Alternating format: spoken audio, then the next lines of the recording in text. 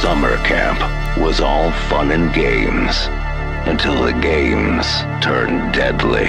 High school was supposed to be safe until someone started grading in blood. Prom night promised new beginnings, but delivered only endings. It was just a slumber party, but no one would sleep again. When I was a little kid, I was scared to death to be alone in the dark. Between the blockbusters and the bottom shelf was a world of films that never got their due. Shot fast, cut rough, remembered forever. This is the story of the forgotten children of the slasher boom and the fans who never let them die. Slasher Trash, the ultimate slasher documentary.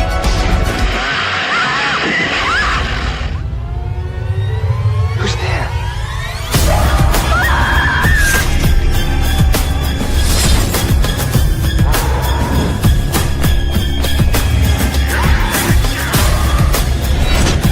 Run! Kill her! Kill her!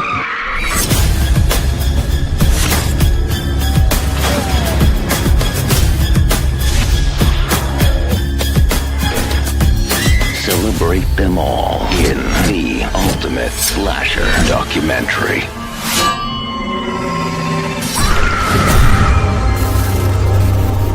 Slasher Trash. I have a surprise for you.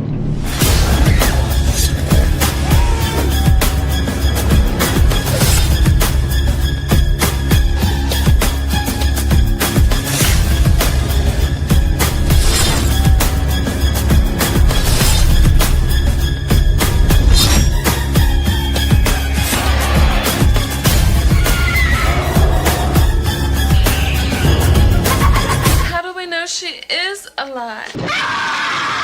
Pre-order your collector's edition now and join a year-long celebration with exclusive live events. Plus, get your name in the credits and exclusive collectible merchandise, including Blu-ray, posters, soundtrack, and more. Order your limited edition set by August 14th. Only at slashertrashdoc.com. You know you want it.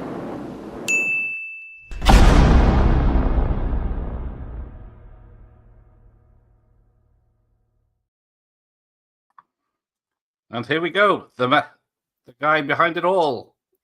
The evil genius, Gareth Morgan. Welcome. Thanks for having me. And yes, I am evil, but not so much of a genius. Evil. But yes, if there's one person that knows everything about every slasher film ever made, it's this guy. Me? Oh, Yeah. you gonna have someone else on, or? If your name's Slasher Trash, and I'm Yeah. offended that you're calling this film's trash. Yeah, do you know what's funny? That's actually some of the slight kickback we've had so far, and we've then explained to fans, and they say, "Well, I don't actually perceive these films as trash. I love Pieces, and I love Terror Train and stuff." We say, "Whoa, like we love them too." What we're trying to say is that's how they were sort of referred to by the critics and the censors and the haters back in the day that thought they were just not worthy. They were video nasties. Throw them in the trash. So it's kind of like an ironic title, but once we explain it, people get it and they go, "Oh yeah, actually that's really cool. We love it." So, but yeah, it's just been a 7-8 year battle because I started the page in 2017, and I've always had people saying, "Oh, Slasher Trash, I thought you liked them," and I was like, "Yeah, I do. You don't get it. No, you do." We're taking the name back. Good idea. Yeah. Nothing else works. Do you know a funny thing? Actually, I was originally going to call the page Slasher House because when I was a kid, I loved all the horror films that had like house in the title, stuff like like Ghost House and obviously House series. But then I realized that somebody had already made a slasher film called Slasher House. Yeah, and then suddenly Slasher Trash came to me, and I was like, that sounds way better anyway. So Yes, it rhymes. Thanks for the guys for making that film called Slasher House, Yes. because otherwise I'd have had a less catchy title. Have you actually watched it? Is it any good? I've actually never seen it, but I'm pretty sure they made a few of them. I think there's at least 3. They're like in little indie slashers, and I think they're actually UK slashers too. So good luck to them, and I hope they are good. But I've never had a chance to check them out. Yes. Well, I did look up. There is no Welsh slasher films, which is really? Yes. I think the worst we've got is a horror film about mutant sheep killing people. But yeah, I remember that one. Yeah. Well, that's the funny thing, actually, because everyone's saying like, "Oh yeah, I'm the slasher king" and stuff, and it's like, well, to be honest, because when I started the page, my mission was to watch. I basically said, what I want to do, I want to watch all the 70s and 80s slashers. I need to catch up on all of them. So, in all honesty, I hold my hands up. All of like the more modern slashers, sort of post Scream, I saw a lot of them when they came out, but over the last 6, 7, 8 years, the more modern slashers have taken a back seat. So there's plenty of new stuff I've not seen because I'm too busy drudging through 70s, 80s, which is good fun. Yes. Now, surely in your neck of the woods, you're near the slaughtered lamb that I've well, apparently so. I don't even think I've ever actually been there, and if I have, I probably wouldn't. Maybe in my teens or my early 20s, I wouldn't have known about it. I saw the film when I was a kid, but I dare say a Silver Bullet was my jam. Ooh, oh I dear, know right. it's not popular. Maybe that's why I'm called Trash, because yeah, prefers the bear movie over there. the weird bear, like, yeah. I mean, it was just ridiculous, but I just loved Gary Busey and I loved Corey Haim. He always calls me that. Yeah, Busey's great. But what are we here for? We're here to talk about a documentary that people have only got 35 hours to invest in. Yes, not long. So get your wallets out and get backing us now, Yeah. Oh, yeah. or I'll come round your house. He will. Will you wear a mask? And what is it? Is it? I will wear a mask, but it'll be a surprise. Okay. So we'll see. We'll see who behaves. Yeah. Okay. So yeah, there is the link in the chat. So if you want to have a look at this, but yes, someone thought a documentary about slasher films would be a good idea because why? Well, basically, Robin Block, the CEO of Creative EC, who made all the In Search of Darkness documentaries and Aliens Expanded and The Thing Expanded, which is coming out next year. He got in touch basically, and he basically, what happened was they put on Facebook, they said, what would you like to see from us next?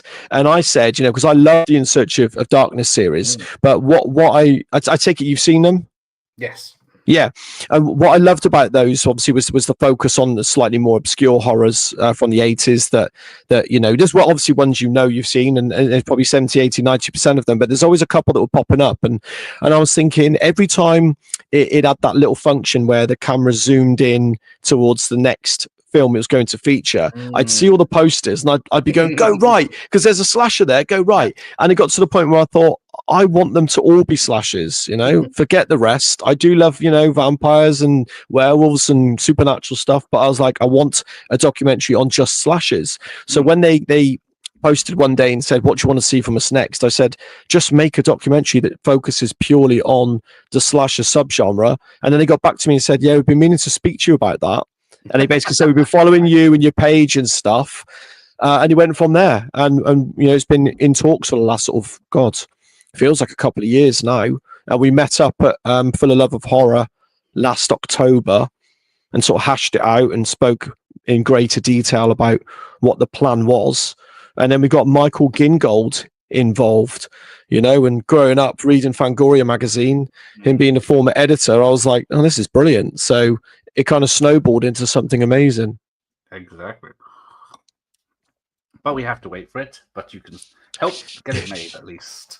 Yeah, the waiting is definitely always because I obviously once the first In Search of Darkness came out, then obviously I was following all the others, and it does feel like it takes a long time for them to come out, but then whenever they did, I'd be like, oh my god, like my mind was blown. I thought they're the best horror documentaries I've ever seen. So every time they announced a new one, I'd be like, oh, now we got to wait for it. But it was always worth the wait. And also I've spoken to so many people, and I think this is probably relevant because we're slasher fans, in the slasher trash page and so on. But there a lot of fans preferred the third one. They think the third In Search of Darkness is the best one, and I think that's probably because it was really exhausting the last of the more obscure, unknown horrors from that era. And they threw up ones that we were like, even I was like, I've never even seen or heard of that. Some of the like the Asian zombie films and stuff was like new to me. Exactly. But yeah, it's going to be, I guess, another 6 hours or a 7-hour documentary, isn't it? Because there are a lot of slasher films. Yeah, we're saying 4 hours plus now.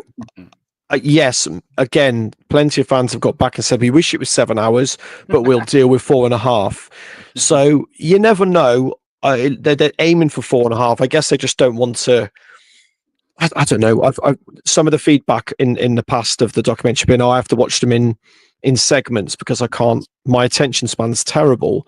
And I did see one of the comments when we were posted. Some guy wrote, "Girl, and nobody got time to watch 4 hours, a 4-hour documentary." And I just thought, what? I thought, have you not seen the other ones? But yeah, it's not for everyone. So 4.5 hours. I think we're trying to aim for that sweet spot. Well, there are going to be chapters, I guess, because it's like woodlands and schools and sections like that.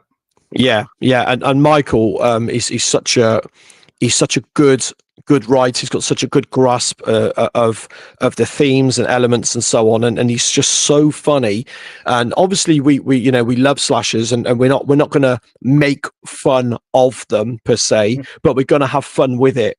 Because obviously we all know in some of these these cheesy slasher movies, there's so many funny moments where the acting's bad or there's a line of dialogue which is terrible. So we're going to pay tribute to that. We're going to go in depth and analyze these slashers and talk about what we love about them and what makes them great. But we will also have fun with it as well, because we think that's part of why people love slashers. Right. Is there going to be a section on parodies of slashers like Wacko and student bodies or well it's funny you said that. I do think something would be amiss if we didn't include those. I know TerrorVision, Brad Henderson from TerrorVision, who's formerly of Finnegan Syndrome, he's going to be featuring on the documentary, and TerrorVision have just announced Student Bodies 4K, and they do it better than anybody. They will just lift up the trash. But honestly, Student Bodies, I revisited it. I bought it on, I think I've got it on, I think 88 Films released it. I've definitely got it on Blu-ray. I think it was 88 Films, and I revisited it because I'd seen it when I was a kid, and I didn't understand. And I understood Naked Gun. I got spoofs and all that stuff, but at the time when I just saw Student Bodies 1981 or whatever, and I watched it, I was expecting it to be a straight slasher. And then when I saw that they were taking the piss, I was just like, nah. 13-year-old me was like, don't you dare.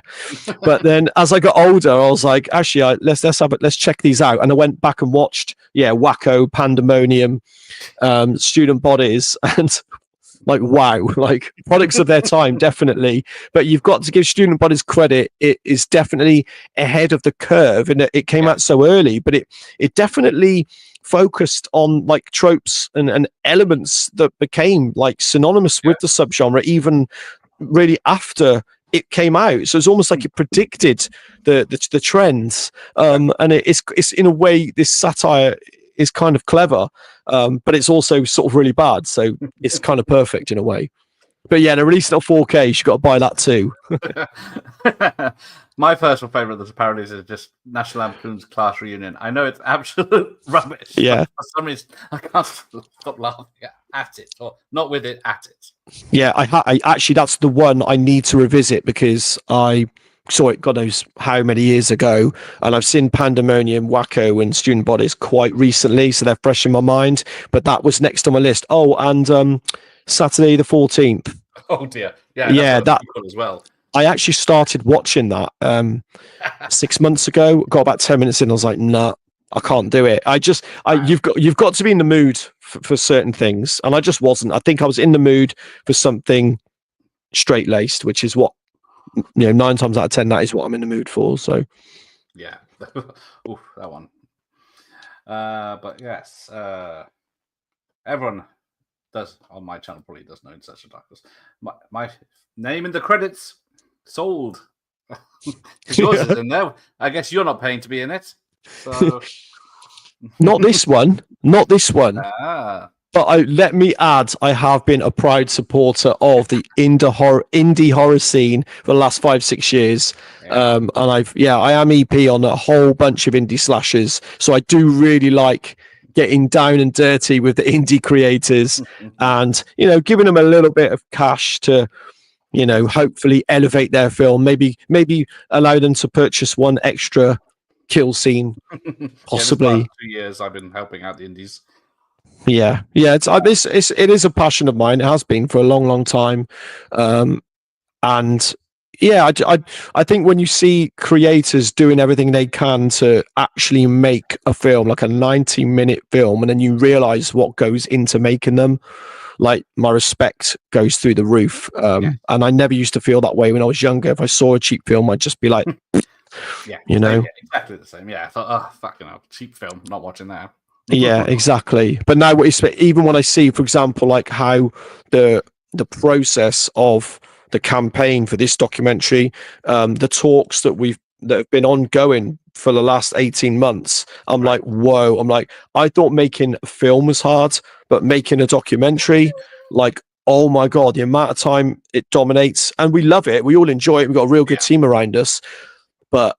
And we are dedicated to making this like the best slasher documentary. It's going to be the definitive slash documentary in 20, 30, 40 years. This will be the reference point that fans, if they want to get into the subgenre, they're going to look at this and go, this is the one to watch. And we don't even want to say that from a place of arrogance. It's just because we're so passionate. We want to make sure that's what we're going to do with it. And we're going to take the fans on the journey with us. So feedback wise, fans are going to tell us what they want to see, what works for them, and we'll harness the fan power and make it the best we can make it. So okay, so what's the date? Is it from start of cinema to this year?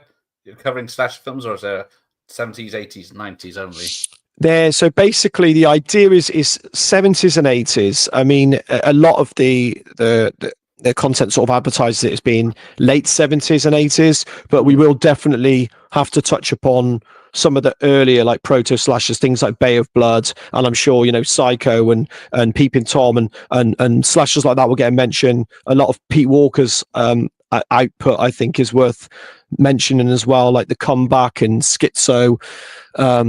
So yeah, it's I think we're going to try and centralize it more to late 70s and then the 80s, but I would personally say we have to go back a little bit further.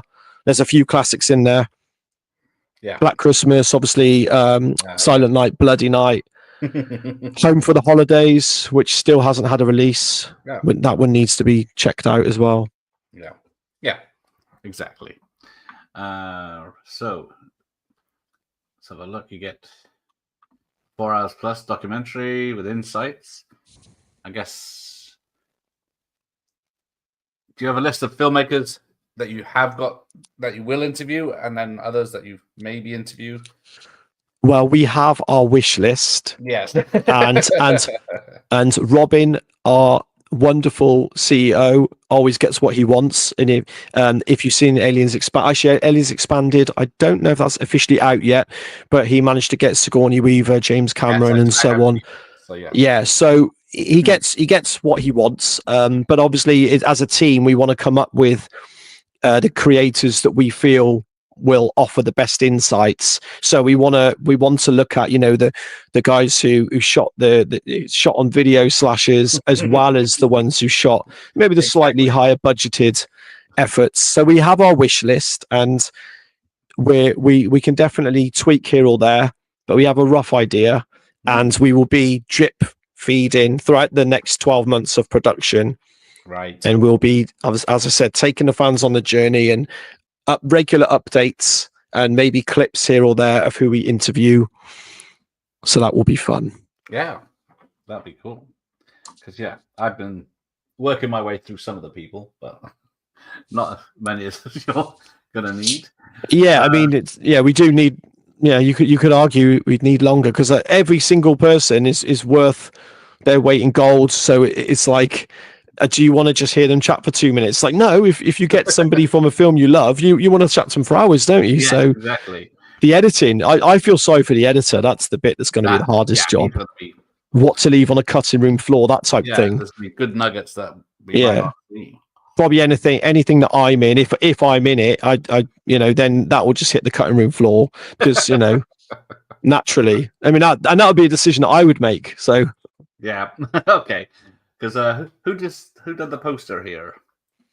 That's Dave Morrell. I hope I pronounced his name right. Either Dave Merrill, Dave Morrell. He's the one who created I'm pretty sure he's done the last few In Search of Darkness posters. They look the same style. He's so good. Honestly, this one blew me away. It's one of my favorite posters ever. Naturally, I would be biased because it's got my logo / trash. But I couldn't believe it. We had ideas for the poster and we were all thrashing them out.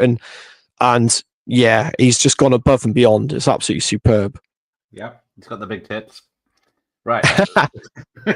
Well, we wanted fans to spot because obviously we've got all these little Easter eggs, these little references, and it's surprising how many got dropped by the wayside. Like on the left-hand side, that's Peter from Hell Night, and that's one of my all-time favorite slashers. And he's played by Kevin Brophy, and his monologue in Hell Night as they're walking up to Garth Manor is for me one of the greatest monologues in not just slasher history, horror history. And he passed away, I think it's either last year or the year before. So that was my little tribute to him. I said, put him in there. And on the right, I can't remember her name now, but she's from Slumber Party Massacre with the big boobies. Yeah.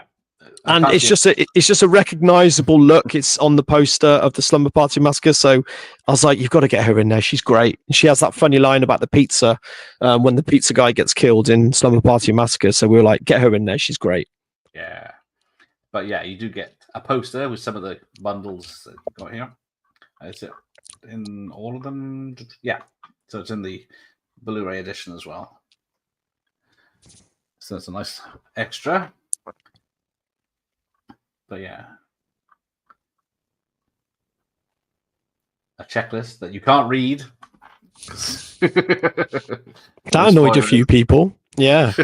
Like somebody said, can I just have a look at that checklist? Because they thought that it was blurry, obviously. I don't know, because the quality of the photo. Yeah, and it was like, no, that's on purpose. Yeah, it's on purpose. No, nothing. We obviously have a huge list, but obviously because we're still in pre-production, even we haven't finalized it yet anyway. So we're not even necessarily trying to be vague.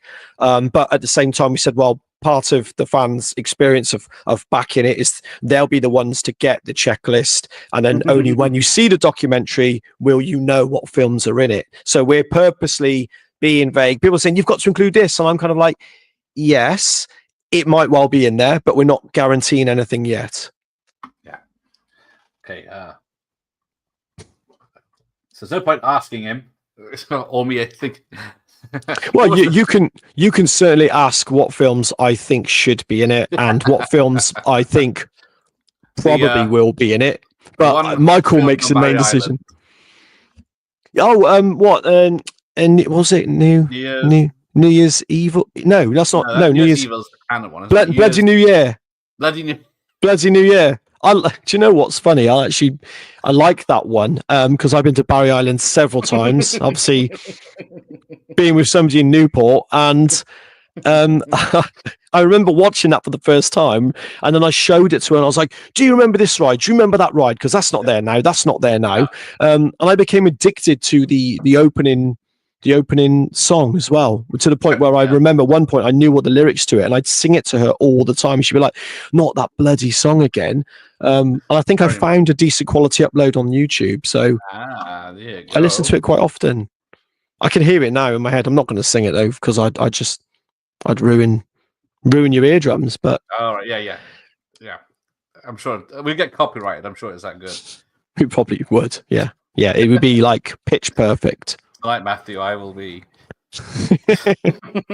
Tonight, Matthew, I'll be singing a shite song from a shite film from the late 80s that probably nobody's seen, but Barry Island's in it. And if you've seen Gavin and Stacey, then you know what Barry Island is. So it's a lovely place. How many children died in the fairground rise there? I can't remember now. I mean, I died on it. So yeah, there you go. The ghosts are haunted. Yeah, 20 years ago. So you're talking to a spectre right now. Ooh. Now let's get that James Bond and sort him out once and for all. But I'm guessing we got. Yeah, I was gonna say Final Girls won't be on the list then. Too new. Yeah, it's one of those things where will we do a little nod to more modern slashers as maybe as like a jumping off point or a jumping back point possibly, because yes, that's something that we have discussed, and I don't want to say we absolutely will not showcase any modern slashers at all, because for example I can't imagine making a documentary like this without mentioning how successful Terrify has been, because being an independent slasher that's now smashing the box office even though it's gory as hell, and that was something that 40 years ago all the censors were going, no, you can't show this. Yeah, so like clutch pearls here. Exactly. So I think we might reference a couple of the newer slashers, but we'll see. I would love to dig up Mary Whitehouse and James Furman and sit them in the cinema and watch that film. 100%. I mean, I call her Mary Shitehouse. I'm not known for my puns, but that's I like to call her that. In fact, I don't think I've called her Mary Whitehouse for many, many years. But yes, and you just know she never watched the films. You know it. You just know it. Well, they just looked at the killer based on his poster, wouldn't they?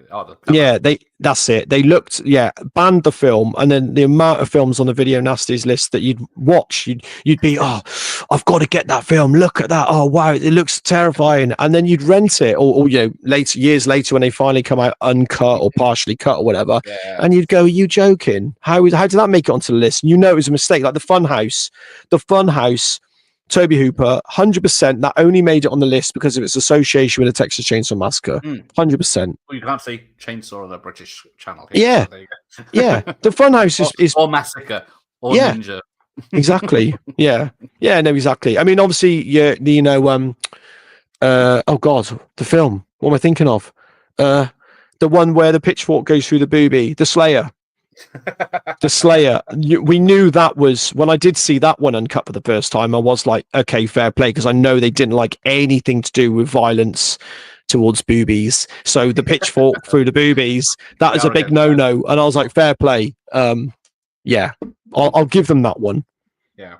But yeah, I got a ton of VHSs here. They're all cut because they ruined them. Even my re-release of The Burning in the 90s is... That's exactly what I was just about to say to you, The Burning. Yeah, that exact video was in my local video shop backstage video back when I was a kid. And I used to think whenever they didn't show... Do you remember the cases you'd pick up and they wouldn't have screenshots on the back? In my mind, my little warped mind, I thought, oh my God, that's because what's in that film is so bad. They can't show us, no screenshots. But then I do remember as I got to like sort of 12, 13, being a bit more savvy and looking at the back of these Vipco covers saying this one is, was previously banned and has now been released with, 7 seconds of cuts or whatever. And I was like, oh, piss off. No, not interested. So I waited for them to release The Burning uncut, which I actually think Vipco released it on DVD uncut in the end. Probably. And it was in 99, didn't he? So 20 yes. By then, the gates just opened. That's it. And because I remember like Texas Chainsaw Massacre and all those started coming out around about 99, 2000, 2001. I'd go into Andy's Records and I'd buy them. That's it. That's the same copy I've got.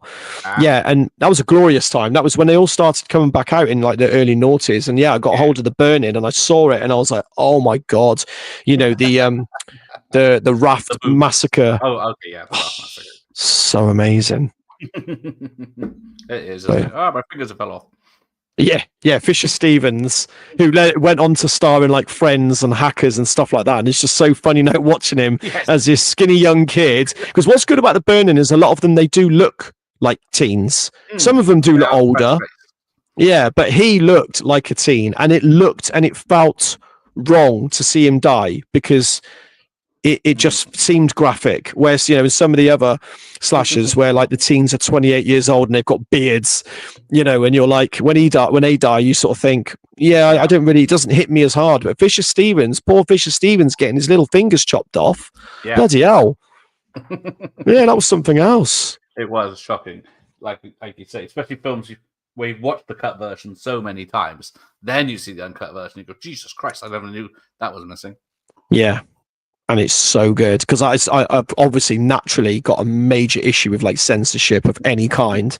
So even if it ends up being offensive, I'm not one who goes in for those like super gory films or anything like that. But I respect the filmmaker's original vision, and if they want to show something that disgusting, depraved, and nefarious, then they can do. And I don't think that anybody else should make the decision.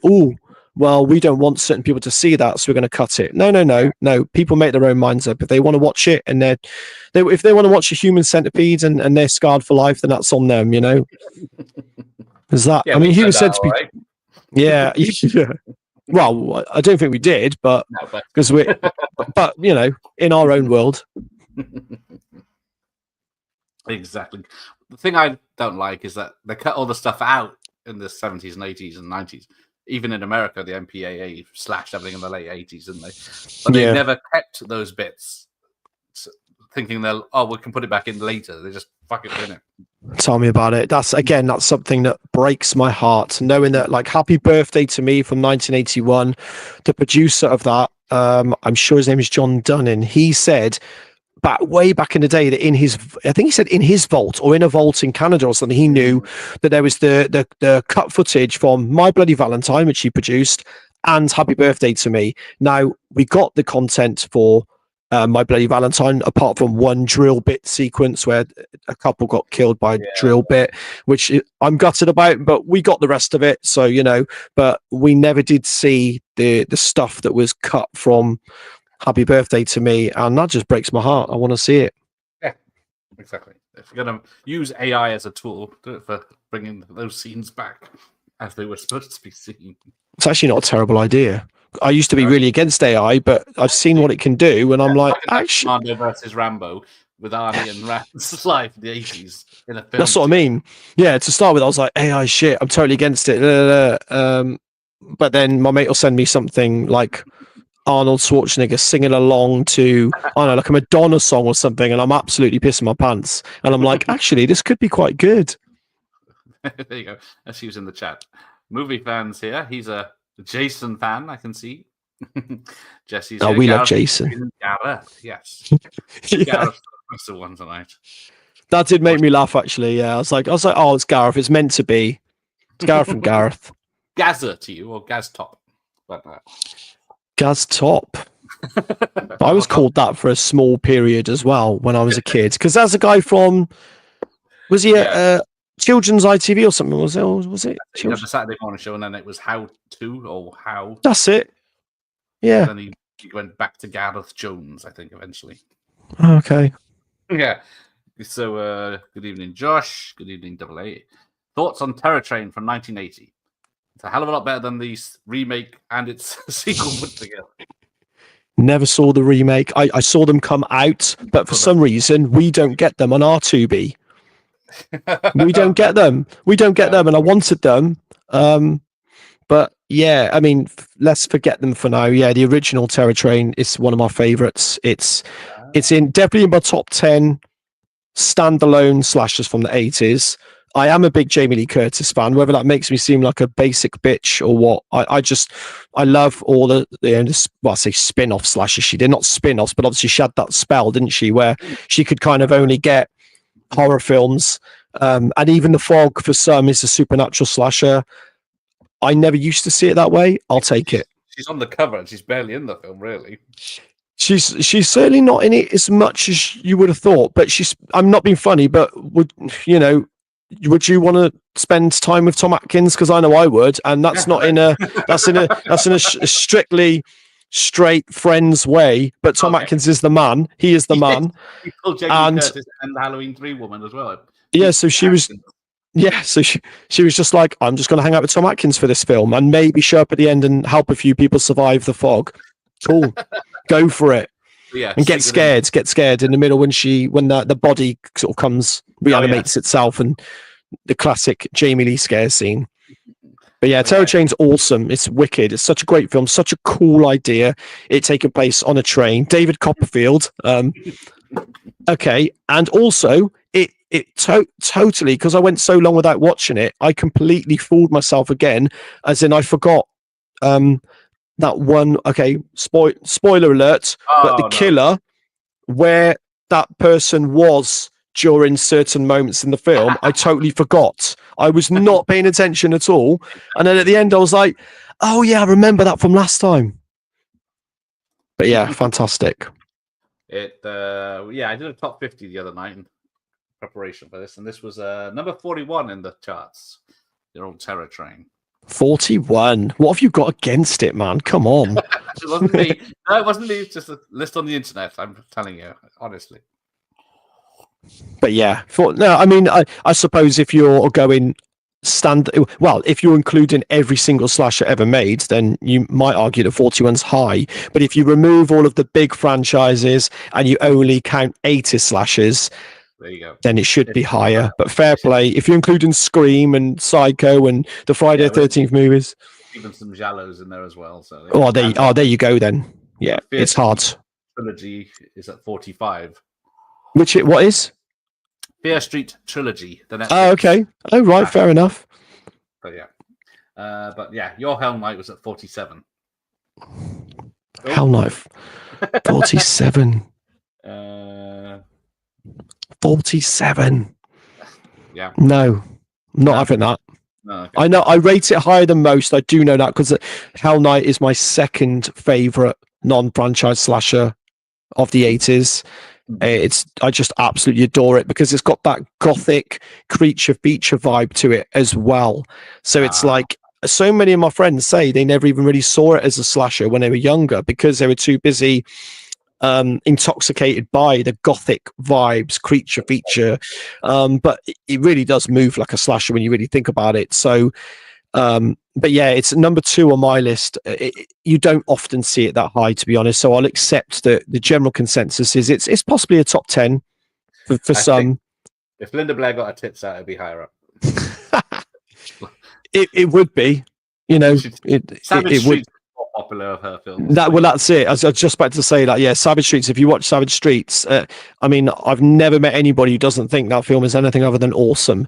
So, and I've got to say, it's 2 big reasons why. Yeah, I hope for revenge, but have a bath first.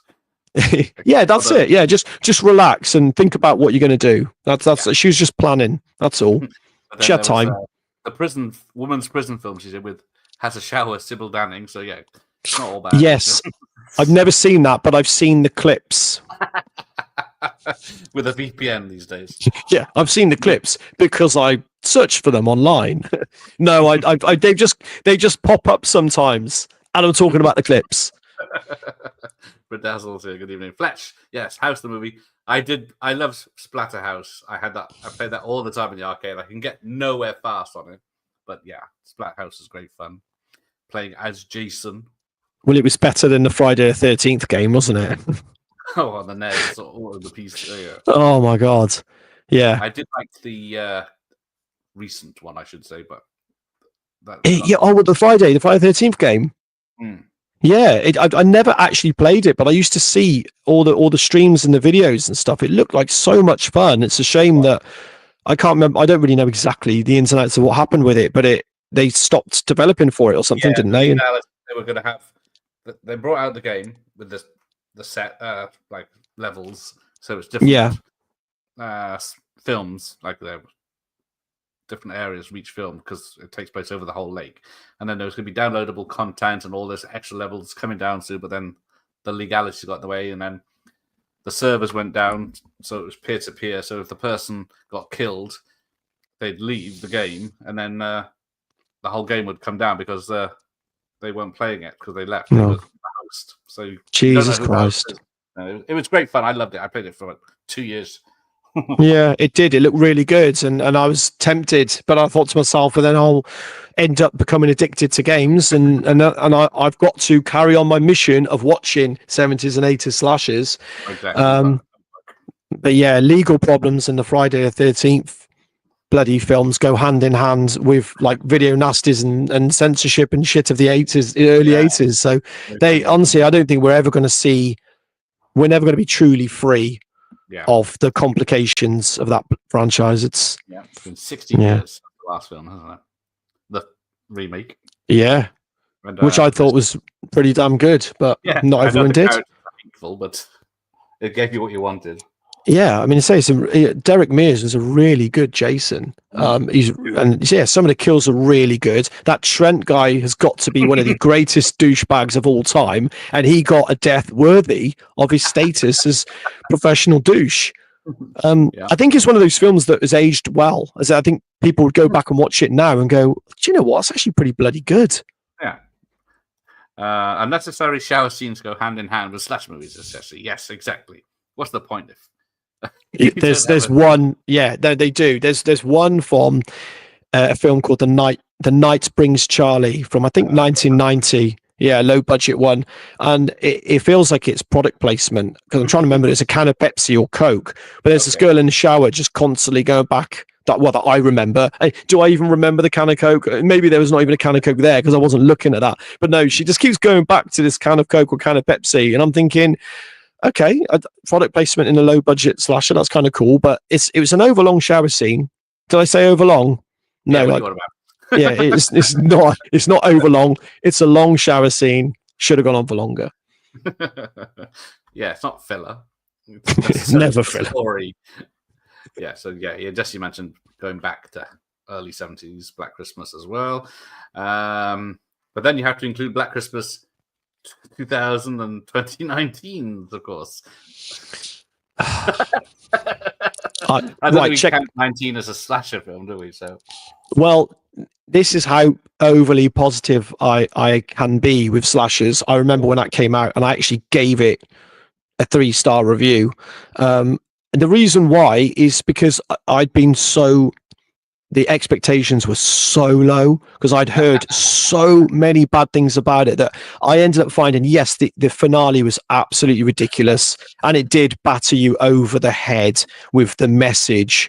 But in terms of how it worked as like a little slasher vehicle for PG fans, I thought it was actually quite serviceable. I thought it was all right. So yeah, but I find expectations is everything as well. If somebody bigs up something and says this is the greatest slasher film you've ever seen, and you watch it, sometimes you're like, what? So expectations do play a big part. I'm waiting for the weapons fanfare to die down before I see it because everyone's just saying how wonderful it is, and I thought, same for me. And again, because it's not a slasher, I'm not rushing out to see it. I'll catch it at some point, but I've heard all of the great things about it, so I'm sure that when I watch it, I'll think, what? Yes. Yeah, that poster, great artwork. Exactly. That's the poster we showed earlier. Peter Barton from Hell Nights in Friday Part 4. Yeah, Peter's awesome. He gets a great kill he gets a great kill, great death in both films. Actually, I feel really harsh for him in Hell Night because he was the hero and he was trying so hard to keep Linda Blair alive, just to get unceremoniously, launched. Bless him. And in Part 4, I mean, I don't know if you ever think about how you would die if you're in a slasher film. I think about it quite often. I always think, if I was in a real life slasher, how would I end up dying? And in the shower is definitely not how I'd want to go. you know what I mean? I don't want to see the killer laughing at me naked and then killing me, because then I'm embarrassed, and then I'd rather just be on blown up or something. But Peter Barton gets it bad in Part 4, and that's a really good kill as well because it's so gruesome, with a hand pushing his face into those tiles. So he's halfway through singing, which is funny as well. The thing I can't get is the third one, isn't it? Where he cuts the guy in half from the waist up, and then puts him on the rafters, but there's no blood anywhere from. Oh, a small amount. Yeah, a small amount. It's like that guy would be absolutely leaking. Yeah. To be fair, that's what would probably the most painful death, I'd imagine. Every time I see that, I think Andy, poor Andy. 1 minute he's playing with his yo-yos. Yeah. Next minute, yeah. Yeah. Bless him. Yeah. Put me right off my popcorn. Are you a fan of Cheerleader Camp? That has so much unnecessary boobage. It's amazing. the guy who played one of the bouncer dudes in Roadhouse, the big chap, the big burly guy, he falls off the stage at one point in Cheerleader Camp, and I was just crying with laughter. I just thought it was the best part of the film, and I don't mean that as a mark of disrespect, because Cheerleader Camp, it is fun, but that bit was my favourite part, because I don't. It's one of those falls where you're not sure whether it actually was meant to be or whether they just caught him falling off camera and they thought he fell differently to how they expected, but they'll keep it in because it looked good. Yeah, it was hilarious. But that needs to come out on Blu-ray. Cheerleader Camp. That is one of the certainly among slasher trash, all the fans on the page. That every time we talk about what film we'd like to see on Blu-ray, Cheerleader Camp is definitely near the top of the list. I'm trying to think. What's the name? Dickie. She was in the Ninja film, Breaking a Ninja 3, wasn't she? I can't remember her name now. Oh, what the lead in Cheerleader Camp? Is it Betsy Russell? Oh no, that's the other one. She's another one. She gets out.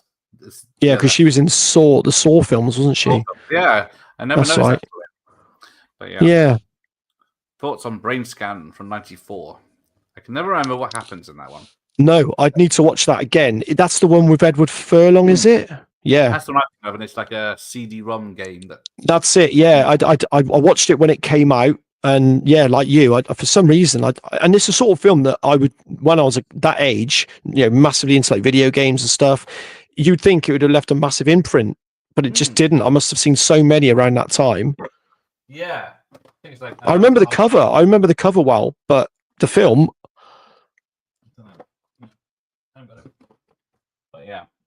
But yes, Cherry Falls with Brittany Murphy and Michael Biehn. I do like. Oh yeah, but, that's a really good film. Really good.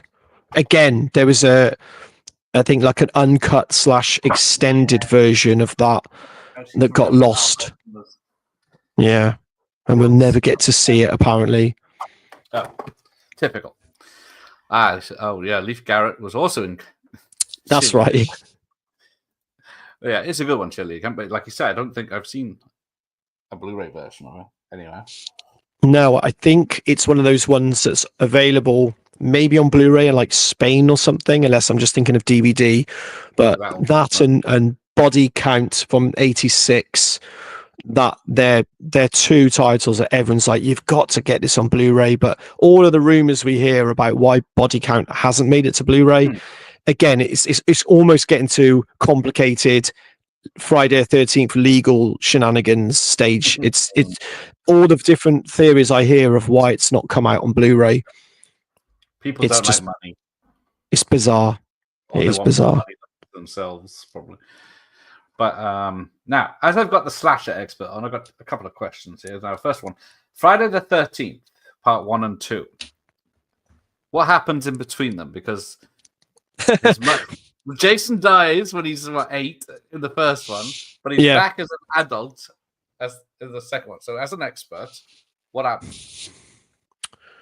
Well, he did he get into floor arrangements, which is what we were talking about earlier on. He just circle back to that. He just wanders through the forest, and spots a whole bunch of flowers that he likes, and he just becomes really, really a huge fan of floral arrangements, and he just spends the next however many years doing that. No, to be honest, I've never actually given it much thought. I tell you what, I mean, I'd be up for weird type prequel / sort of vibe to find out what he was doing, which we might get. He sure managed to find Alice's house okay, didn't he? Oh yes, he can travel as well. With So a so head. maybe he was just finding his way out of the forest. Maybe it took him that long. He didn't have a map. He didn't have a compass. But he somehow not only found his way out of the forest, but knew exactly where Alice lived. Well, if So Crystal Lake is open to the ocean to get to New York, what else could there be? and bearing in mind, obviously, he was carrying his mum's head with him, so he would have had to been as inconspicuous as possible. So whether he got a rucksack from one of the campers he'd murdered that was in between 1 and 2, so we've not seen it. But yeah. Okay, because there's because what is it? The timeline is so messed up that 1989's part 8. It's supposed to be the year 2000 and something else, but it is messed up, and I am a massive fan of the franchise, but I'm still not one of those fans who knows absolutely everything in the ins and outs, because I think with when you're looking at these films, you've just got to accept there are mistakes. So you can't, in terms of the lore and the timelines, you just kind of have to just make up your own ideal, you know. But yeah, do not try. Yeah, you'll go crazy trying to get the maths on these. So that's okay. We'll go for an easy one then. So in Elm Street, Freddy can only come out in people's dreams and kill them. But in part 2, he's happy enough just slashing people at a pool party and coming out of bodies and stuff. Because he is, and I love that one. That's actually my favorite, apart from the original. Again, people think I'm crazy. I love it. I think it's Freddy he looks so dark and menacing, and he's only got a few lines of dialogue, which keeps him scary. Yeah, remember that so well. That was a staple in my video shop. I think isn't it something to what they're trying to get at is he almost embodies Jesse to the point where he can take over his and that's what enables him to come out, because Jesse almost wanted it. But I don't know whether that's something to do with the other subtext of that film. Jesse wanted to come out, but Freddy ended up coming out instead, but not in that way. But yeah, Freddy made an appearance at the pool party and had a really, really good time. Justice for Grady. Oh, Robert Russler is my dude, man. I say befriended him, the way you can on the internet. I've chatted to him briefly over the years, and I've said how awesome he is, and I just love Grady. He's one of my all-time favorite characters, and I'm still not happy about it. I'm still not happy about how he went out. I don't like it. No. And Jesse, I don't like you, Jesse, because it's your fault. Yeah. I don't like you, Jesse. But yeah, you shouldn't. Vamp yeah, well, he is in Vamp as well. Yeah, and he's in Stephen King's. Sometimes they come back. Yes. Yeah, he's a good villain in that. He's just great. He's great in everything. He's great in everything. I should get in touch with him because Jack Shoulder signed my Freddy, and he is awesome. He's got he's doing a lot on the new box set, isn't he? On the new 4K. Didn't he oversee? Yeah, because I follow him on Facebook. Yeah, and I see he oversaw the remastering of it. And he's basically saying we are now going to see the film exactly how I intended. Nice. But funny enough about Jack Shoulder, he was the editor on The Burning. Yes. He directed Alone in the Dark from 1982, but he was an editor on The Burning, and on, I think it's either the Arrow video or the Scream Factory version of The Burning, he did an interview where he pretty much slags it off. He says The Burning, he said it's pretty crap, and I'm thinking, it really isn't. It's the best. Yes. So, Jack, I'll let you off. If your Nightmare 2 is as good as you say it is, and it looks as good as you say it is, I'll let you off. But no, we don't talk bad about The Burning. The Burning rules, man. But he is cool. He's very cool. He is. Because I had to tell him what we were talking about, because I think he was sick to death of talking about Freddy's Elm Street, Freddy's Revenge by the time I got in touch with him. So yeah, that's understandable. Hidden and Alone in the Dark, and working on The Burning, and all. Done a lot of other stuff, because Hidden, I love The Hidden as well. Oh, The Hidden is superb. So good. So good. In fact, I remember when we rented the sequel it was such a oh Yeah. And do you know what's funny? You know how sometimes these things just stay with you forever. I don't actually remember anything about the sequel apart from that it just sucked compared to the original.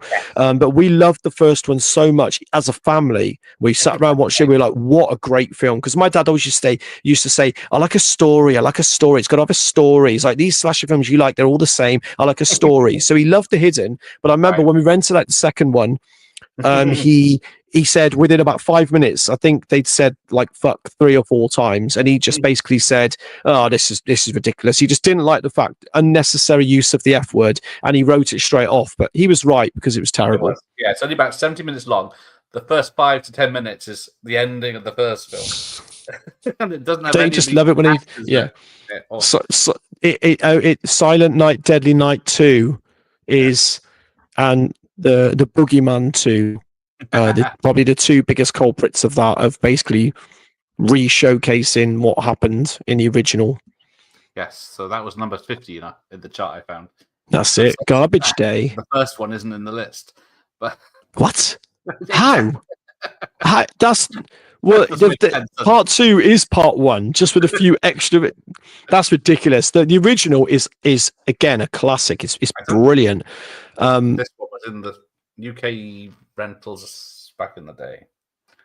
But yeah, well, that caused loads of controversy, didn't it? Because it came out the same week Nightmare on Elm Street did in America, and all the parents and stuff were outside the theaters with their signs saying Santa's not evil and all that crap. So I'm glad that Bloody Disgusting Cineverse are bringing out a remake / sequel type thing later on this year, because I hope they make it as gory as the Terrifier films to piss off some more unsettled parents who don't like seeing Santa evil. Rooney saying, "I banned the sick filth," and then he's in the 4th one. That's it. Oh yeah, I remember that. Yeah, that was a smart move. They obviously paid him the right amount of money. But no, the Garbage Day scene from Silent Night, Deadly Night 2, I'd say it's literally at the point now it's iconic. It's probably one of the most memorable moments of 80s slasher, the pantheon of 80s slashers, because I see it everywhere. And again, one of the things that fans were saying when we started this campaign, when we uploaded the trailer for the first time, was, where's the Garbage Day bit? How can you have like a slasher trash trailer and focus on all these trashy films without showcasing Garbage Day? But I don't know, I guess we thought it was a bit overused at the time, but it's going to get love. It will get love. Yeah, the only reason people talk about any of the films is garbage. I know Brian Usner directed 3 and 4, I think it was. Yes. Well, 4 and 5. Or is it 4 and 5? I can't remember which way around it was. But yeah. 4 and 5, I think it was, because those were like the sort of more creature feature gooey ones, weren't they? If I remember rightly. Had nothing to do with Christmas, though, right? No, they were marketed totally different in the UK. I had to do some research because I cannot find any evidence at all that the 3rd one was released in the UK. So that when they came around to releasing the 4th and 5th, they marketed them under different titles, because I guess they knew the UK audience would not know anything about or remember the Silent Night, Deadly Night brand. So the 4th one was called Bugs. Was it Bugs? Yeah, Bugs, I think. And then the 5th one was called The Toy Maker. Yes. Yeah. I remember renting out the Toy Maker years ago, and then finding out later on that it was technically Silent Night, Deadly Night 5. I'm like, what the fuck? Ramon's here from the Netherlands. So this is top 10. Anguish at number 10. Visiting Hours, all Canadian. Final Terror. Nice. Child's Play. Dream House, 2010. That rings a bell. Yeah, Asian, that is, I think. House on Sorority Row, Halloween, Prowler, My Bloody Valentine, and The Burning. There you go. At the moment, that's his top 10. Yeah, at the moment, it'll change in about 2 minutes when I tell you which ones you should take out.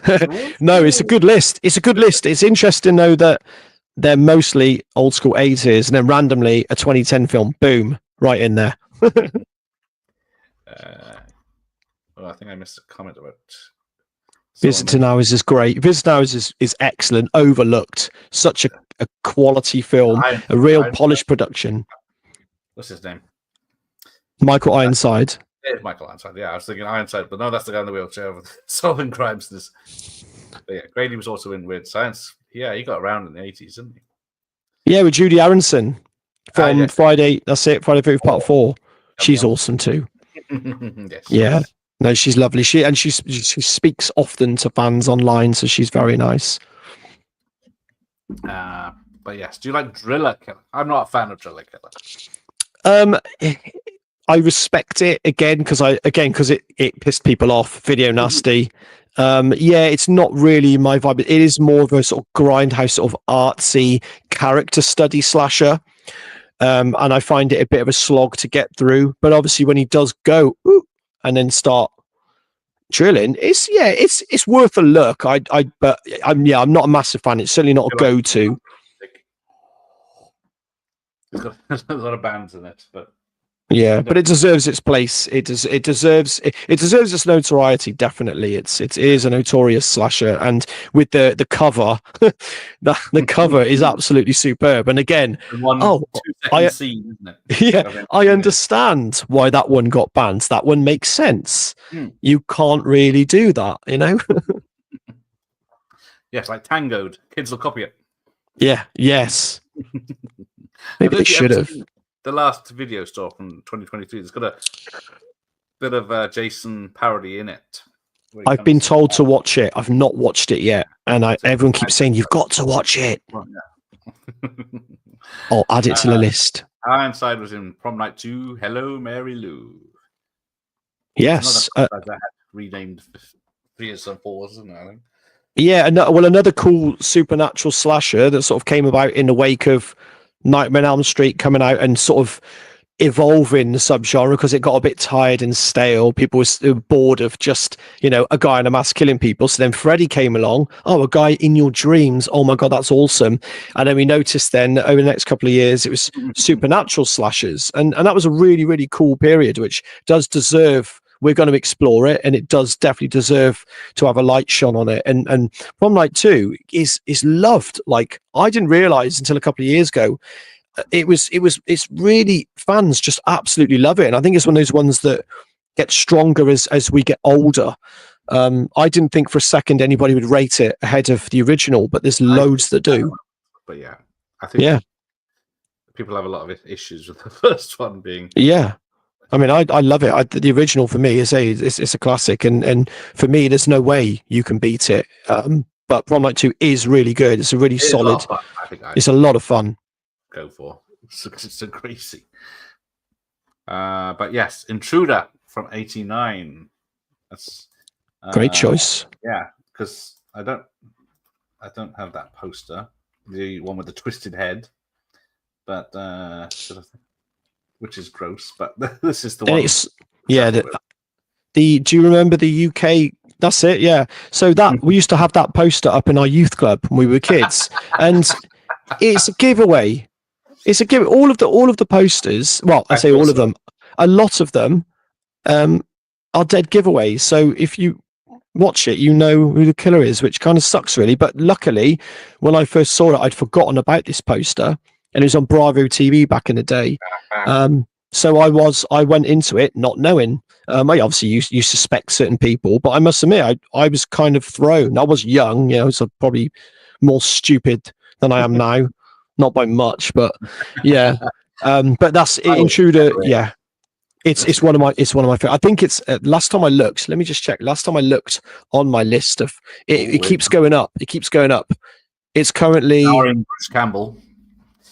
It is currently 4th on my list of top 20 non-franchise 80s slashers. It's actually 4th. That's how much I love it. I absolutely adore Intruder. It's gory. It's fun. I love the setting. Just the whole supermarket thing, because I used to work in one when I was a kid, and I used to have the exact same thoughts. I thought I'm going to go around and start killing everybody I work with. So they fired me in the end because they found I had a Kevin McAllister Home Alone style plan drawn out, which I left it in my locker. My locker was open one day. I probably shouldn't have done it, so they let me go. Just disclaimer: that's not true. Okay. I don't want anyone to come and arrest me. That's a joke. It was a joke. It's not true. That only made it to 39 on the list of top 50 for that. Mm. Yep. Maybe because it advertised as heavily advertised Bruce Campbell Well, that's why I rented it. on Bruce all the Campbell, re-releases, and he's in it for 2 seconds. So maybe fans were pissed off. less than he's in Darkman. Yeah. Killer Party. That one's first half is a like a sorority bachelor comedy, and then it goes into supernatural horror, isn't it? Yeah, I do enjoy it. I do like it, but again, it's another one that I've heard there was a lot left on the cutting room floor, a lot of gore. Scream Factory said they tried, they couldn't find it, or couldn't find anybody with a decent enough print or something like that. So again, it's one of those ones. It's slightly disappointing for me because I watch it imagining what I could be seeing, and I feel like I'm seeing a censored Mary Shitehouse edition. I remember it being gory, yeah.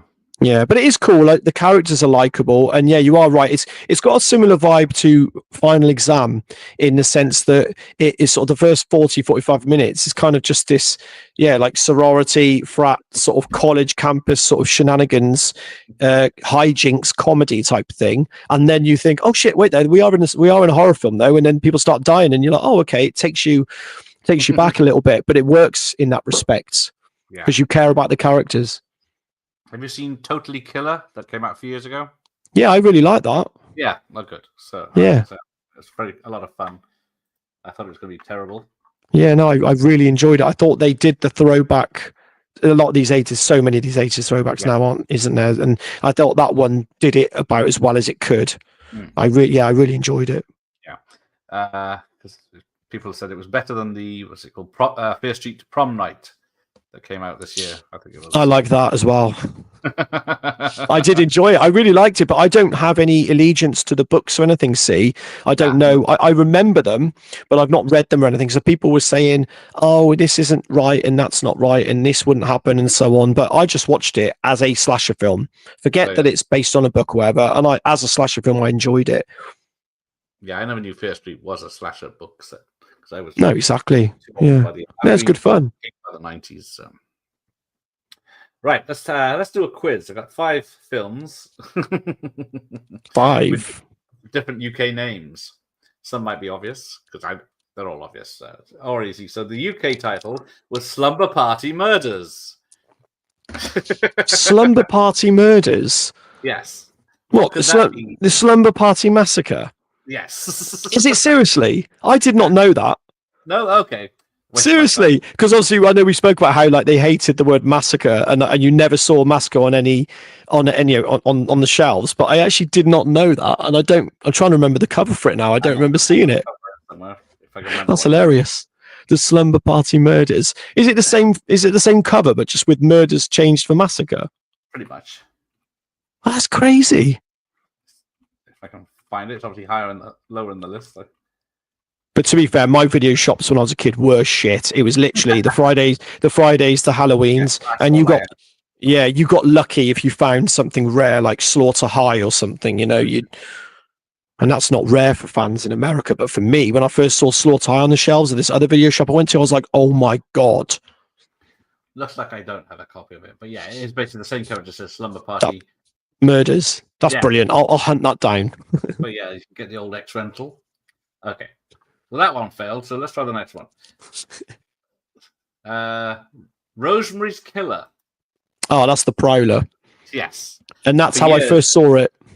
Yes. I remember the trailer on every video I used to rent, and it said, Rosemary's Killer. And then years later, I was watching this film called The Prowler. I thought, hang on. Yeah. There's something very familiar about all this. It's a cool title. It's arguably better than The Prowler, but The Prowler's more marketable because obviously The Prowler sounds pretty, Rosemary's Killer sounds like it could just be, I don't know, like an ITV drama or something. Yeah. But I do like it. Another one with the gore was cut out. Oh, that's got one of the greatest kills of all time. The knife through the head on the bed where the guy's eyes roll back and go white. That is Tom Savini classic. It's hard to beat. There's not many that I like more. In fact, I don't know if there is any that I like more. Maybe someone like Equal. Oh, there you go. What about Nightmare Vacation? If you were watching Nightmare Vacation, what would you be watching? Is that Sleepaway Camp 2? Well, Or is it Sleepaway Camp the first one? it's 1 and 2. So there you go. That's it. Because I was just getting it because what's the one with the where they've got Freddy and Jason on the cover? It's like Nightmare Vacation 2. That's it. Yeah, yeah. And I used to see those on the shelves when I was a kid and be like, "What is this? I didn't understand what it was." No, and then again, yeah, years later you find out it's Sleepaway Camp.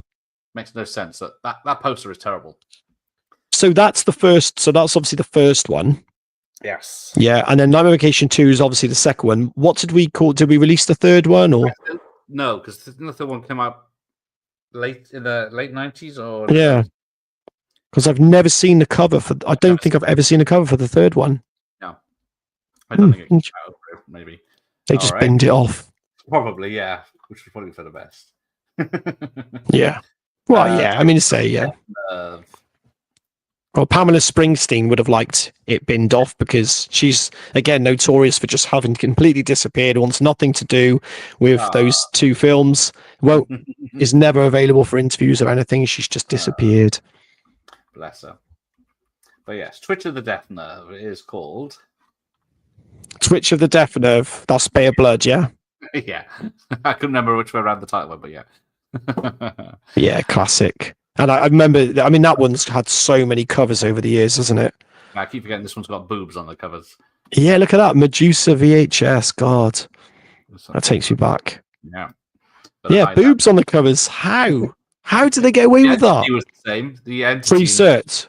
Oh, yeah. Oh, good point. Okay. Terror at the Opera. I know this. Terror at the Opera. Is it opera? It is opera.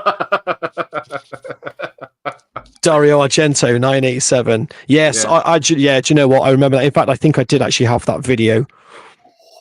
Yeah. But for some reason, yes. They had to make it sound like an horror film, I guess, for the UK audience.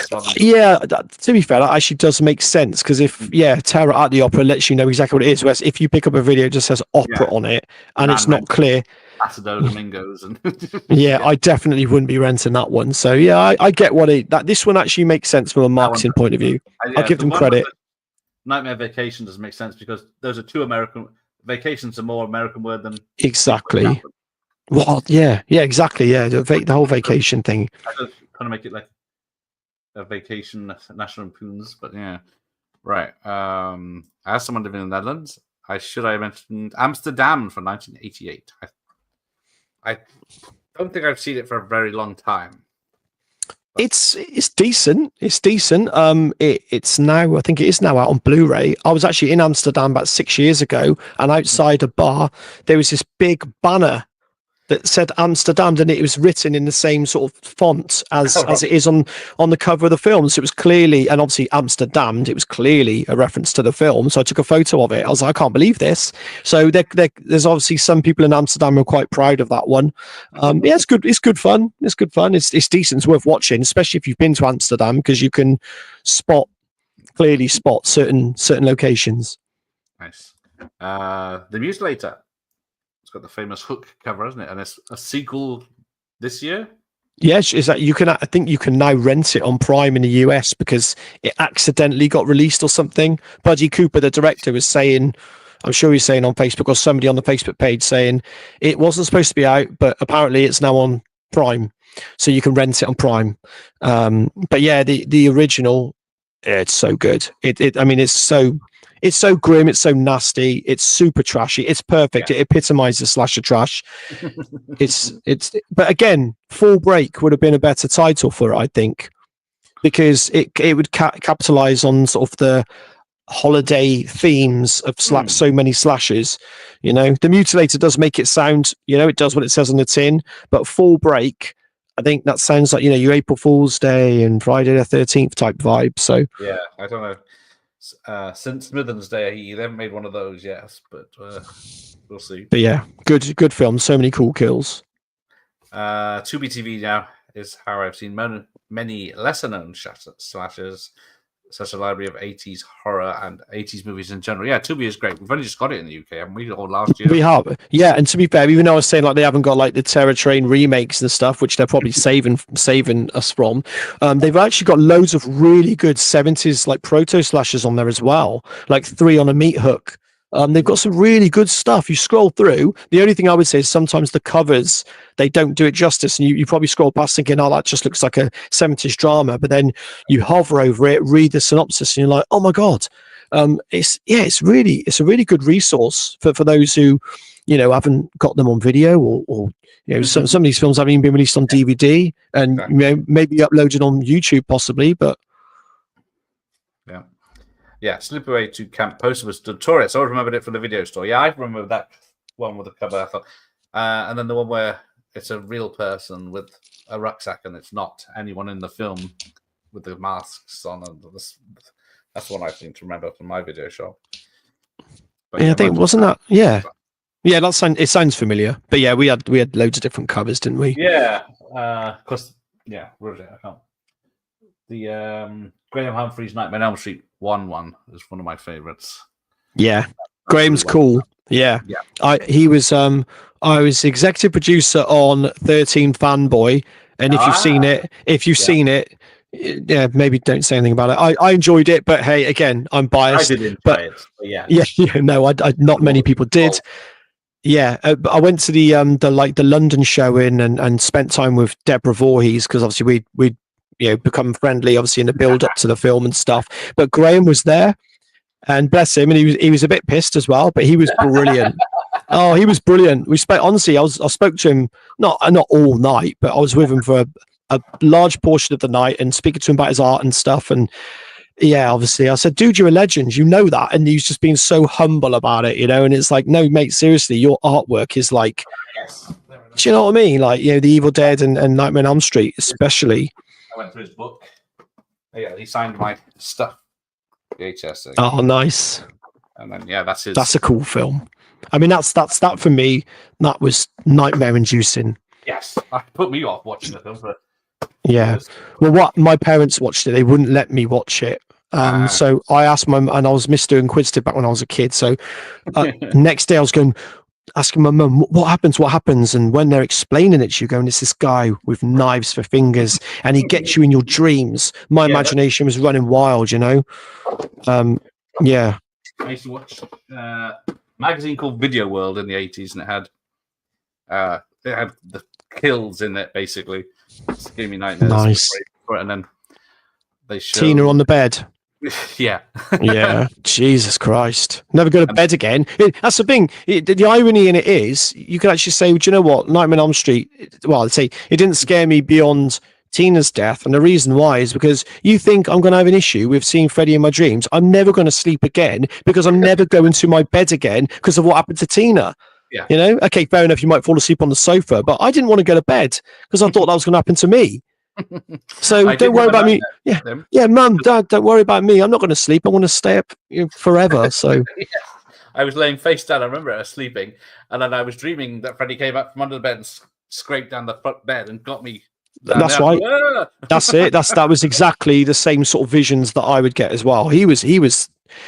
Freddy was something else in those days. I remember, we were all scared, like you said, Michael Myers, like watching Halloween and stuff.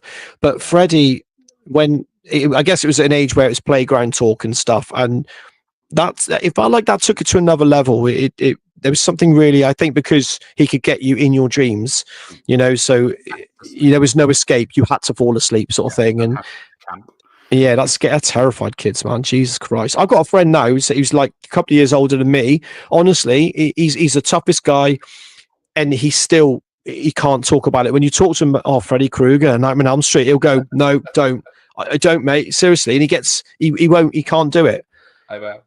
Because, all right, I've interviewed Stephen Hopkins but we didn't talk much about the fifth one. Seriously, when was this? Earlier this year. Oh my God! Did you talk about Judgment Night? Yes. I absolutely love it. See, I shouldn't be doing this now because I'm supposed to be talking about Slash Trust documentary. Judgment Night is one of my all-time favorite films. I absolutely love it. It's amazing, and Stephen Hopkins is a genius for making that film. So we talked about, and what's the other things? few of his recent ones as well. Yeah. Predator, let's see, Elm Street, Predator 2, this. Ghost in the Darkness. Yeah. My favorite of his is Blown Away with Jeff Bridges, and That is good. That is good. Did he say he liked Judgment Night? What did he say about it? yeah, he was. He did like Judgment Night. Everyone was Good. commenting in the chat how much they loved it and Yeah. cheated it. But yeah. Oh, brilliant. I'll have to check that out then. But yeah. I was Freddy Krueger. Sorry, yeah. The first one I saw in the cinema was Freddy's Dead. Oh dear. Do you put your glasses on? Because I got the X rental here. Oh, lovely. That has the 3D and the 3D glasses with it. Yeah, I remember it well. I remember the night we rented it. Say, I was too young. I would have been about 10.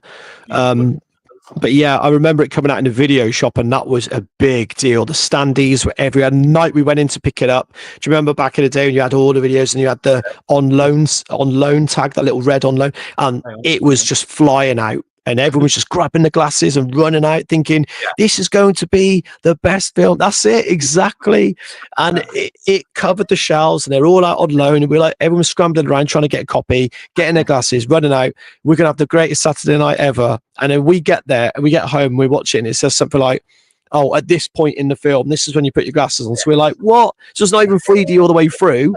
And then the film ended up being the film. It was all right, I guess. I don't know. It was all right. It is silly, but from going from 1 to 6 is a I'd have way more love for it now than what I did when I was a kid. I used to hold stuff to really high standards then, but now I'd watch it and probably have a really good time with it. And yeah, I mean, the video game it's actually Seth Green, isn't it? I'm sure it's Seth Green, the video game kid. Oh, it's the other one. That looks like Seth Green, but I can't remember his name. Oh, is it? Yeah, but yeah, I mean that's quite cool. It's quite creative, you know. Yeah. I think everything else about the film, you know, like the story, the narrative, it just didn't quite work. But it was quite creative with the kills. It was. I'll let it slide, but yeah, don't know why it's on 18 though. No. Right. Okay. We'll start wrapping it up.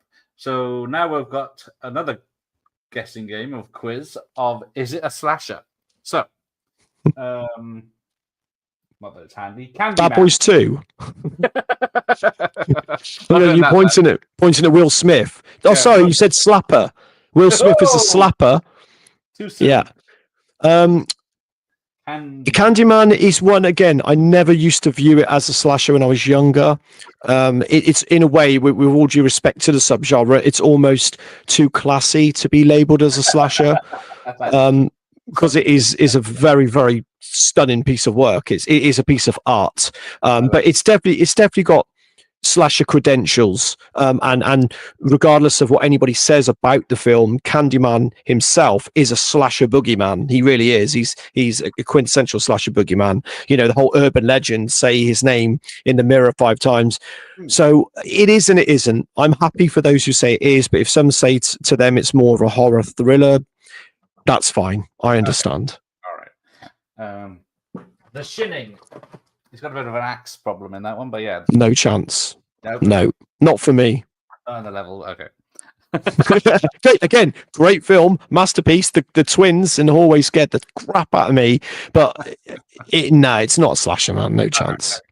Now, someone, the 80s doc, shared a reel on Instagram earlier about this one. The Terminator. Yes. The older I get, the more I start to see it. I used to be, no, and it's one of my all-time favorite films. But then somebody one day told me, James Cameron sort of said it's kind of like a cyborg slasher, and it follows the blueprint. And I was like, okay, let me forget, all the things, because you watch it when you're really young, so you just get this idea in your head. Watched it from a slasher lens. I was like, bloody hell, it does work. It does work as a slasher. It plays like a slasher. So yeah, I'm kind of on board of it now. I'm getting there. Okay. Hang on. Bad Dreams. Just didn't have that on my list. That's yeah. Was it Richard? Yeah. Supernatural slasher, I think is fair to say. I mean, it was 88 films did release it. Yeah, they've released it on their slasher collections, but some of the films they've got on their slasher collections, no, aren't slashers. But yeah, I'd say it's fair to say Bad Dreams is a supernatural slasher for me, clearly trying to cash in on the whole Freddy Krueger vibe. So yeah, supernatural. All right. Cobra. Right, okay, action slasher. I'm all right with people saying it's an action slasher. I wouldn't just say that's a slasher film. It's an action movie, but it definitely has slasher vibes, especially with what the villains in the Night Stalker. Yeah, it's definitely an action slasher. So I'm cool with that because I think it's awesome. And Sly's great. He is great. Another film that's missing a lot of stuff, gore. Yeah. We were hoping again. Somebody just announced it, didn't they? I can't remember who. 4K or whatever. We were like, please, work print. Please, has it got the work print? And I went down a rabbit hole trying to find it. Yet again, no joy. Yeah. Well, I interviewed Sylvester Levay, who did the song on it, the music. Oh, cool. Yeah, he couldn't remember if he'd seen an extended version that he scored back then. But yeah, he was going to see if he could find any footage that might be in his old storage. But yeah, it never came back to me, so I don't think he did. I have a friend who has seen the work print, and he's 100% trustworthy, and he said it is good, but it's very rough. So whether they could do anything with it, yeah, that's a shame, isn't it? Because there's the DVD version that just has a few extended different scenes as well. But yeah, that's out on that 4K, I think. Yeah. But yeah, definitely an action slasher for me. I'm happy for fans who like to see it that way because it rules. I thought of this one, Tightrope. I've not seen it. Okay. I've not seen it. What do you think? I don't know. It's the same as Cobra. The guy does go around killing hookers and stuff. Okay. But it's a cop thriller more than that. I don't know if he's... maybe... merges into serial killers. I don't know if they count as... And I think, yeah, do you know what? Maybe I have seen it actually because we used to watch a lot of Clint back in the 80s. Yeah, maybe I have. Now you say that about killing the hookers, I'd have to check it out again. Clint's also cool. All that stuff he did. We revisited the Deadpool the other day. I watched it as well the other day. I just think it's great. It gets such a bad rep. Yeah, dude, it's just the funniest thing ever is seeing Jim Carrey dead because when he's dead, you see his face. Because you know what he went on to do, you just can't take it seriously. You're cracking up because you're expecting him to suddenly start doing a stupid face or something. But you're like, no, he's actually dead. Is he going to? No, he's dead. And Liam Neeson playing like the sleazy director of this horror film. It's cool, man. It's a cool film. It's fun. It is. It kind of, yeah. Shooting people as well, which also helps. Yeah. Good out of luck. He's always great value. Yeah. Because Tightrope is an early 80s film, but it's pretty much the Dirty Harry character, but in I will make a point of watching that because I really do like Dirty Harry, and it sounds familiar. Harry film, but yeah, it's sort of set in New Orleans instead of San Francisco. Because Silent Rage is a good one, that Chuck Norris one, because that's like Chuck Norris versus. Someone's just mentioned it now. Look, there you go. Silent Rage. Yeah. Oh, I've not seen Hero and the Terror yet. That's on my list to watch. But Silent Rage is where he's like battling like a Michael Myers cyborg type dude. That's so fun. It is. It even has a bar fight in it. So yeah, another like sort of action slasher. Oh, 10 to Midnight is so good. Such a great film. Charles Bronson, man, come on. Have you seen 12 to Midnight? Which one's 12? No, there is a 12 to Midnight. Are you joking? But it's Charles Bronson, the Russian guy that looks like him. Oh, yes. Sorry. Yeah, that's right. I remember seeing the cover for it. Is it any good? No. No? It's fascinating. Fair enough. This guy pretending to be Charles Bronson, but just he looks like him. But he fails. Yeah. No, 10 to Midnight is so damn good. And that's another one that I'd say like action slasher. It's Cannon film, yeah. Wicked film. Yeah, Cannon, man. Cannon. They knocked it out of the park all the time. All the time. Peeping Tom, this is probably going to upset Ramon because I watched this the other night and I didn't enjoy it. Again, I respect it for bringing up the killer's point of view, and again being like an early character study slasher, kind of like Psycho. So I do respect it. But yeah, I mean, I do find those older films a little bit on the slow side, but I can appreciate that they were like stepping stones and they paved the way. For the subgenre. So yeah, I've got love for it, but I don't love it, if you know what I mean. Yeah. And then there were none from the 40s. Is that an And then there were none. Yeah, is it? I'm not sure about that one. 5 Little Indians or 10 Little Indians, I'm thinking of. Yeah, I've not gone back that far. I know there's one apparently called The Spiral Staircase, which apparently is a big influence on future slashers.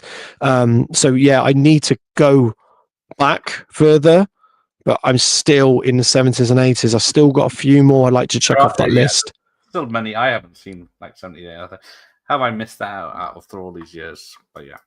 Yeah, it's a fun mission. I say it's nice to know that there might still be, unsung gems out there, undiscovered diamonds in the rough, Right, I got one more from me, and that is Jaws 2. I can see it, and again, I'm happy with it because we're in the era now where people are calling Jaws like a slasher in the ocean. But okay, that's fine. I mean, again, I don't really go. Again, I almost like respect Jaws too much to call it a slasher film. It's so much more. But Jaws 2, for me, definitely follows that mold, and it very much is a shark slasher, and it's brilliant. I love it. Yeah, I've always loved it, but yeah, it's a very different film. Yeah, quite long, and there's a bit too much of the kids. But yeah, you kind of just want them to, fall in the water and let nature take its course. And what's it with the one screaming all the time as well? Isn't that it is. I get them mixed up. There's one who screams all the time, and there's the girl. Is it Donna Wilkes who did quite a lot of slashers in the day? She played Angel, and then she was in Blood Song. Bronson she was in Schizo. Yeah, she's good in it, but yeah, the kids can be quite annoying, so they can die. Now people complained when I showed this old VHS that they didn't see a horror film. They just saw like a drama or something. It could be. There's nothing. Even the name back then wouldn't mean anything to anyone, but yeah. Yeah, no, that's not a good cover, is it? It's not the best. I like do you remember the one again? Another one that used to terrify me was because it never had any screenshots on the back, but the one where you got the cabin and you got a giant Friday the 13th letter in. That's my favorite cover, and that one terrified me as a kid. That's it. That is the film. That's the very first slasher film I ever saw. I was terrified. We'd watched Predator the week before. This was back when a video shop only had about 10 videos. Watched Predator the week before. I was about 7 or 8 to see if I could handle it. Loved it. Right. Brilliant. Next week, Friday the 13th, put it on. And when the axe comes into the face, my mum was like, no. And I sent up to bed. Game over. And it was I was terrified then of Friday the 13th because I never knew what happened beyond that point. Obviously, I saw it later on, but when I was 7 or 8. Yeah, I have seen it now. Yeah, that'd be funny, wouldn't it? If I hadn't seen Friday the 13th. Take my card back off me. I was a lightweight until my mid to late teens. My dad would let me stay up late, and he'd watch Alien, Thing, American Werewolf, and then I'd stay up with him. But then I'd freak me out. I couldn't cope with them. Alien 3 a slasher. I'm not sure about that, but that's the expert. Yeah, no, I don't even want to talk about Alien 3 because I still can't get over how they killed off Hicks and Newt. So, yeah, not having it. I've not watched it since it came out, and I heard it's really good. And I might well love it now. Now I'm older and mature. But I'll just say no because it doesn't deserve to be. When he goes Power Steak. Yep, 10 Riddlington Place. 10 Riddlington Place. Heard of that one as well. Not seen it, heard of it. Playing a Welshman. Yeah, the research continues. Yeah, there you go. Yeah, you had the same cover on the Friday rental. Yeah, just there you go. Nice. Certainly is a lot better than just her in the. So good. Look at it. Scary, man. It's terrifying. It's like looming over the cabin. Like it's like, yes, in that cabin there, bad stuff's gonna happen. A bit of blood. Yeah. Right. Let's let you go. So yes, it's getting late. It's a school night and all. But you've got films to watch. So there's the link as well for the documentary, which you've got. What's the timer on now? Is it still 24 hours to go? It ends our time, 10 a.m. Friday morning. Oh. Back it. buy it. It's the 13th Support it, and we promise we will make the best slasher documentary you've ever seen. Tell your friends, tell your family, tell your dog, and tell the guy hiding in your wardrobe who's about to kill you. Just make sure you make that purchase before he kills you. Get your wallet out and support the project, and you will love it. And you can come on the journey with us, and it's going to be amazing. Yeah, and there's going to be updates all through the year coming up, and live events on YouTube. I saw. Yeah, so that's what I mean. We're going to make it like a proper fan experience. So you don't just give us your money and we go, cheers, mate, see you later. No, for the next year now, you'll be updated and you'll be invited on the live streams, and we can chat to creators and stars and what have you. And we'll just have loads of fun talking about slashers and deciding what makes it into the final cut with fans' input. There we go.